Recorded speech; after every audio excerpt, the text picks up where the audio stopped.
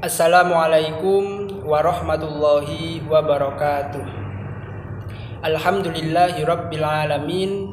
Wabihi nasta'inu ala umurid dunya waddin. Wassalatu wassalamu ala asrafil anbiya'i wal mursalin Sayyidina wa maulana Muhammadin. Amma ba'd.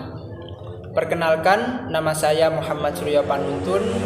Saya mahasiswa IAIN Kediri, Fakultas Usuluddin dan Ilmu Dakwah, Prodi Tasawuf dan Psikoterapi, semester 6. Baik teman-teman, dalam kesempatan kali ini saya ingin mereview sebuah jurnal yang mana akan menjadi tugas UTS saya dalam mata kuliah Manajemen Sumber Daya Manusia yang diampu oleh Ibu dosen Vidya Astuti, PSI, MPSI. Baik teman-teman, untuk mempersingkat waktu langsung saja. Jurnal yang akan saya review yaitu Jurnal Ilmiah Dinamika Ekonomi dan Bisnis dengan volume 01 nomor 01 tahun 2013 dengan judul Model Analisis Perekrutan dan Seleksi Karyawan di PT Semarang Autokom Manufacturing Indonesia atau disingkat SAMI. Jurnal ini ditulis oleh Alpius Ramakusuma, Bel Leonardi, dan Emiliana Sri Pujiarti dari Fakultas Ekonomi UTAK Semarang.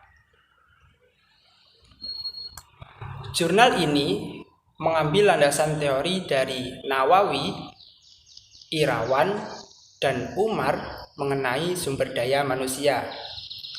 Nawawi mengatakan bahwa perencanaan sumber daya manusia adalah proses untuk menetapkan strategi, memperoleh, memanfaatkan, mengembangkan, dan mempertahankan tenaga kerja sesuai dengan kebutuhan perusahaan sekarang dan pengembangannya di masa yang akan datang. Sejalan dengan pendapat tersebut, Irawan juga menyatakan bahwa perencanaan sumber daya manusia merupakan kegiatan penentuan jumlah dan jenis sumber daya manusia yang diperlukan organisasi untuk masa yang akan datang. Sementara itu, Umar juga menyatakan bahwa perencanaan sumber daya manusia itu diartikan sebagai cara untuk mencoba menetapkan keperluan tenaga kerja untuk sesuatu periode tertentu, baik secara kualitas maupun kuantitas dengan cara-cara tertentu pula. Perencanaan ini dimaksudkan agar organisasi terhindar dari kelangkaan sumber daya manusia pada saat dibutuhkan maupun kelebihan sumber daya manusia pada saat kurang dibutuhkan. Subjek dari penelitian ini adalah PT Semarang Autokom Manufacturing Indonesia atau disingkat SAMI tadi. Tujuan dari penelitian ini adalah untuk mengetahui pelaksanaan rekrutmen dan seleksi karyawan di PT Semarang Autokom Manufacturing Indonesia, untuk mengetahui faktor, tujuan, dan alternatif yang harus dipertimbangkan dalam menyusun perekrutan karyawan dan model seleksi PT tersebut. Selanjutnya, teknik pengumpulan data yang digunakan dalam penelitian ini adalah terdiri dari data primer.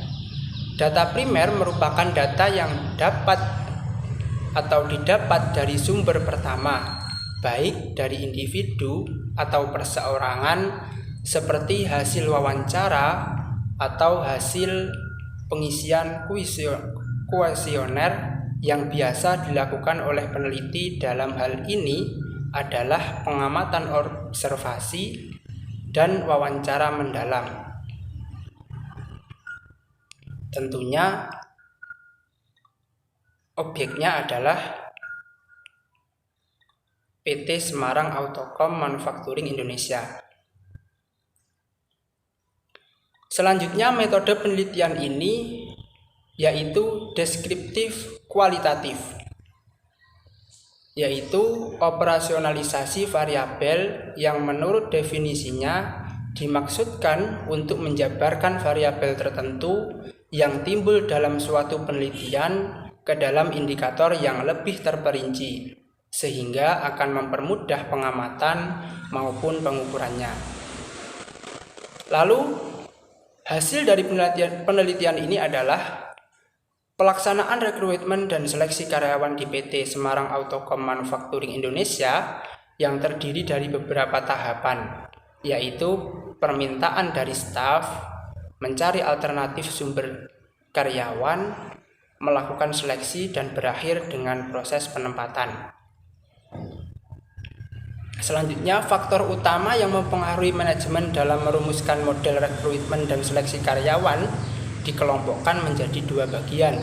Yang pertama, faktor internal yang terdiri dari 7 faktor, yaitu kebutuhan karyawan, kebijakan perusahaan, sumber daya perusahaan, persyaratan posisi, serta visi dan misi, dan tujuan perusahaan. Sedangkan faktor eksternal terdiri dari peraturan ketenagakerjaan dan persaingan industri.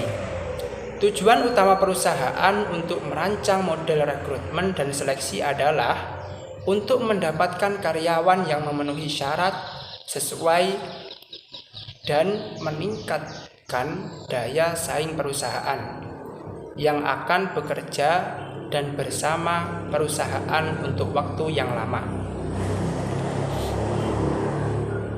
Yang selanjutnya yaitu analisis data. Dalam penelitian ini ada 4